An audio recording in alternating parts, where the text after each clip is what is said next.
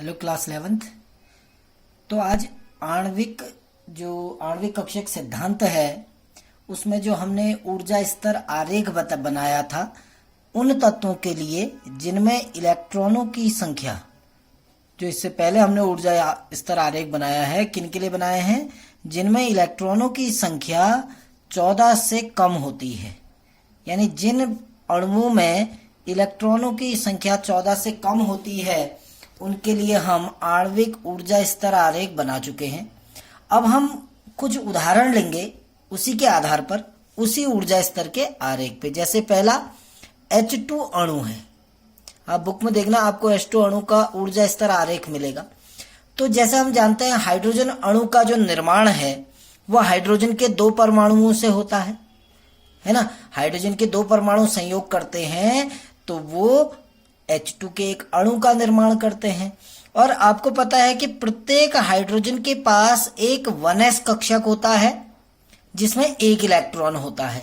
तो इस हाइड्रोजन का एक 1s कक्षक दूसरे हाइड्रोजन के 1s कक्षक से संयोग करता है और 2 प्रकार के आणविक कक्षक बनते हैं। कैसे? देखिए, ये पहला हाइड्रोजन है और ये दूसरा हाइड्रोजन परमाणु है, ठीक है ना।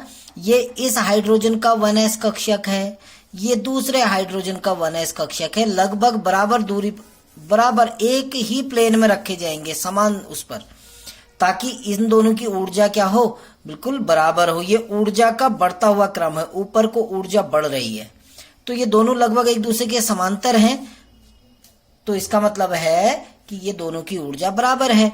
ये पहले हाइड्रोजन का 1s कक्षक है, ये दूसरे हाइड्रोजन का 1s कक्षक है। इसमें भी एक इलेक्ट्रॉन है, इसमें भी एक इलेक्ट्रॉन है।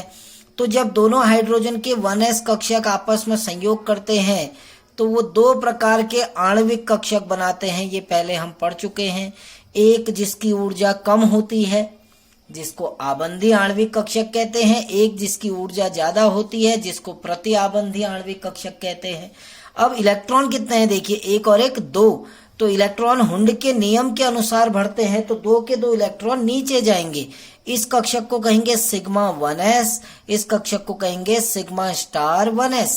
ये हम पढ़ चुके हैं पहले, ठीक है ना। अब जब इसका विन्यास लिखेंगे हम, हाइड्रोजन अणु का आणविक विन्यास जब हम लिखेंगे तो हम क्या करेंगे? देखिए, ये कौन सा कक्षक है? Sigma 1s।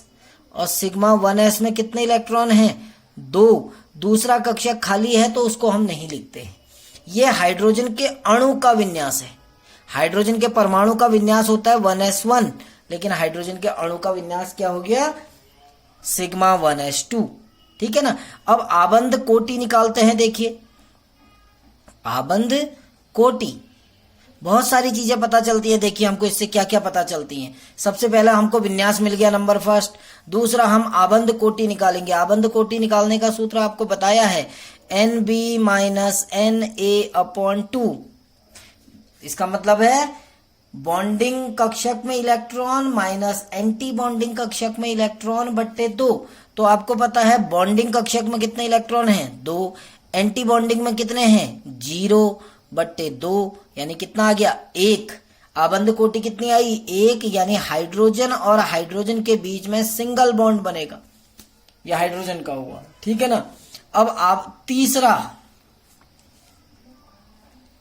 अगर हम देखें तो चुंबकीय व्यवहार, तीसरा हम देखेंगे चुंबकीय व्यवहार, अर्थात अगर हम चुंबकीय क्षेत्र में रखें तो ये कैसा व्यवहार प्रदर्शित करेगा। तो आप ये ध्यान देना, चुंबकीय व्यवहार का मतलब ये होता है कि ये चुंबक की तरफ आकर्षित होगा या नहीं होगा।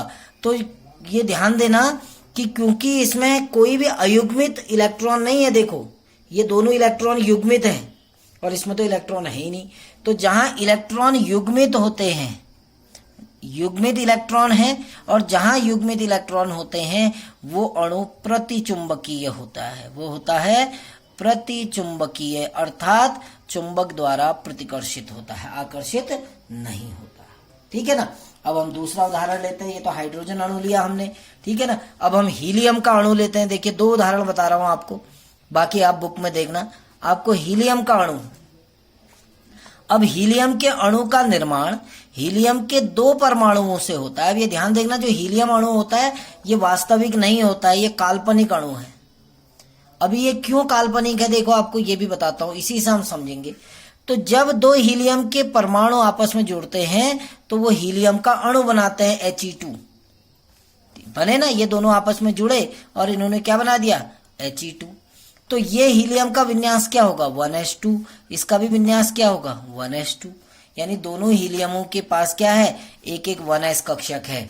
तो अब क्या होता है देखिए, ये पहला हीलियम का परमाणु है, ये दूसरा हीलियम का परमाणु है, ये इसका 1s कक्षक है, ये दूसरे का 1s कक्षक है। देखिए पहले हीलियम के 1s में कितने इलेक्ट्रॉन है, 2, दूसरे हीलियम के 1s में भी कितने इलेक्ट्रॉन है, 2। ये दोनों कक्षक आपस में जुड़े, एक आबंधी कक्षक बनाया और एक प्रति आबंधी कक्षक बनाया। अब इलेक्ट्रॉन कितने हैं, 2 और 2 4। तो हुंडी के नियम के अनुसार 2 इलेक्ट्रॉन नीचे जाएंगे, 2 इलेक्ट्रॉन ऊपर। ये कक्षक कहलाएगा सिग्मा 1s और ये कक्षक कहलाएगा सिग्मा स्टार 1s। ठीक है ना। अब देखिए हम पहली चीज विन्यास हम इसका लिखेंगे, अणु का विन्यास। विन्यास क्या हो जाएगा, सिग्मा 1s2। सिग्मा 1s में कितने इलेक्ट्रॉन है, 2। सिग्मा स्टार 1s में भी कितने हैं, 2। तो दूसरा होगा सिग्मा स्टार 1s2। बस इसका विन्यास यहीं तक रहेगा। अब आपने करना क्या है, दूसरा आबंध कोटि निकालनी है। आबंध कोटि कैसे निकलती है, आबंध कोटि आपको बताया है, Nb माइनस Na/2 ये तो होता है। Nb मतलब बॉन्डिंग इलेक्ट्रॉन कितने हैं, 2। एंटी बॉन्डिंग इलेक्ट्रॉन कितने हैं, 2/2। यही तो हो गया। तो ये आपका इसमें जो आपका आबंध कोटि आएगा वो शून्य आएगा, अर्थात हीलियम और हीलियम के बीच में शून्य बंध बनेंगे। शून्य बंध यानी कोई भी बंध नहीं बनेगा, और जब बंध ही नहीं बनेगा तो ये अणु का निर्माण नहीं होगा, इसलिए ये अणु क्या है, काल्पनिक। अब दोनों इलेक्ट्रॉन सारे के सारे भरे हैं, तो तीसरा प्रकृति क्या हो जाएगी, प्रतिचुंबकीय। याद रखना, जिसमें सारे इलेक्ट्रॉन युग्मित होते हैं वो प्रतिचुंबकीय होता है, और जिसमें अयुग्मित इलेक्ट्रॉन होते हैं उसको हम अनुचुंबकीय कहते हैं, उसको हम अनुचुंबकीय कहते हैं। तो ये आपको ध्यान रखना है, ठीक है ना। अब हम दूसरा ऊर्जा स्तर आरेख बना रहे हैं जिनमें इलेक्ट्रॉन की संख्या 14 से अधिक हो, 14 से अधिक हो। बस सेम विन्यास है, कोई ज्यादा अंतर नहीं है। देखिए यहीं तक आएगा, ये 1s कक्षक पहले अणु का, पहले परमाणु का, ये दूसरे परमाणु का 1s कक्षक है। जैसे ऑक्सीजन के केस में हम देख रहे हैं, आप देखेंगे O2, एक ऑक्सीजन के पास कितने इलेक्ट्रॉन होते हैं, 8, तो 2 के पास 16 इलेक्ट्रॉन, यानी इसमें 14 से ज्यादा इलेक्ट्रॉन है। तो हम मान के चल रहे हैं ये पहले ऑक्सीजन का कक्षक है, ये दूसरे ऑक्सीजन के कक्षक है 1s। ये पहले ऑक्सीजन का 2s कक्षक है, ये दूसरे ऑक्सीजन का 2s कक्षक। ये पहले ऑक्सीजन का 2p कक्षक है और ये दूसरे ऑक्सीजन के 2p कक्षक हैं। अब ऑक्सीजन का विन्यास करेंगे, 8 इलेक्ट्रॉन है। देखिए 1 2 3 4 5 6 7 और एक 8, यही तो विन्यास होगा। इधर भी क्या होगा, 8 इलेक्ट्रॉन है, 2 3 4 5 6 7 और एक 8 हो गए ना। अब देखिए इनका हमने आपस में संयुग्मन कराना है, तो इसका 1s और इसका 1s मिलकर एक बनाएंगे आबंधी कक्षक और एक बनाएंगे प्रतिआबंधी कक्षक। बन गया, ये कहलाएगा सिग्मा 1s, ये कहलाएगा सिग्मा स्टार 1s। ऐसे ही इसके 2s कक्षक इसके 2s कक्षक में मिलेगा, और एक बनाएंगे आबंधी और एक बनाएंगे प्रतिआबंधी, ये कहलाएगा सिग्मा 2s और ये कहलाएगा सिग्मा स्टार 2s। यही तो बनेगा। अब यहाँ क्या होता है, देखिए यहाँ जो इसका 2pz है वो इसके 2pz से मिलेगा और एक कक्षक बनाएगा। इसका 2px इसके 2px और 2py से मिलेंगे और 2 कक्षक बनाएंगे। ऐसे ही यहाँ भी होगा, 2 कक्षक px और py, और ये बन जाएगा आपका कौन सा, pz। बस इतना ही अंतर है। देखिए ये कहलाएगा सिग्मा 2pz, ये कहलाएगा पाई 2px और ये कहलाएगा पाई 2py। ऐसे ये कहलाएगा पाई स्टार 2px और ये कहलाएगा पाई स्टार 2py और ये कहलाएगा सिग्मा स्टार 2pz। बस आपको यहीं पर अंतर समझना है। जिनमें 14 से कम इलेक्ट्रॉन होंगे उसमें ये नीचे आएगा, ये वाला कक्षक ऊपर, यानी सिग्मा 2pz ऊपर, पाई 2px पाई 2py नीचे। बस इतना ही अंतर है। अब हमने इलेक्ट्रॉन भरना है। देखिए इलेक्ट्रॉन भरिए आप। पहले इसके 1s में 2, इसके 1s में 2, यानी 4 इलेक्ट्रॉन। तो 1 2 3 4 भर गए। इलेक्ट्रॉन नीचे से ऊपर को भरेंगे। यहां भी 2 इलेक्ट्रॉन, 2 2 4 इलेक्ट्रॉन, यानी 2 इलेक्ट्रॉन नीचे गए, 2 इलेक्ट्रॉन ऊपर गए।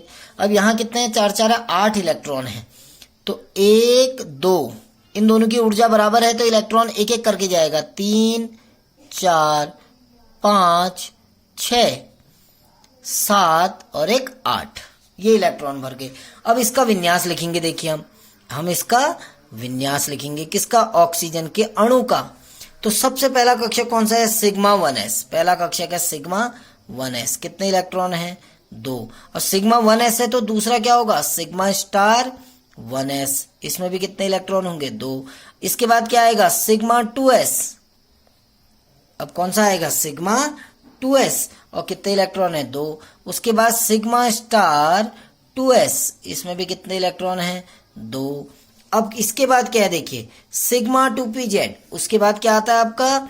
सिग्मा 2pz और इसमें कितने इलेक्ट्रॉन हैं? 2। उसके बाद क्या आता है? पाई 2px बराबर पाई 2py का स्क्वायर, क्योंकि दोनों में 2 2 इलेक्ट्रॉन है। देखिए इसके बाद क्या आएगा? देखिए इसके बाद आएगा पाई स्टार 2px बराबर पाई स्टार 2py का होल 1। बस ये इसका विन्यास हो गया। अब आबंध क्रम या आबंध कोटि कैसे निकलेगी? देखिए ध्यान से देखना। आबंध कोटि निकालने का सूत्र होता है Nb minus Na/2 bonding electron minus anti bonding electron divided by 2। अब बॉन्डिंग इलेक्ट्रॉन नीचे वाले कक्षकों में इलेक्ट्रॉन 2 2 4 2 6 2 8 2 10, तो बॉन्डिंग इलेक्ट्रॉन कितने हैं? 10। एंटी बॉन्डिंग ऊपर वाले 2 2 4 5 6, एंटी बॉन्डिंग कितने हो गए? 6/2, यानी 4/2 बराबर 2, अर्थात 2 ऑक्सीजन परमाणुओं के बीच में द्विबंध होगा, डबल बॉन्ड। क्लियर है?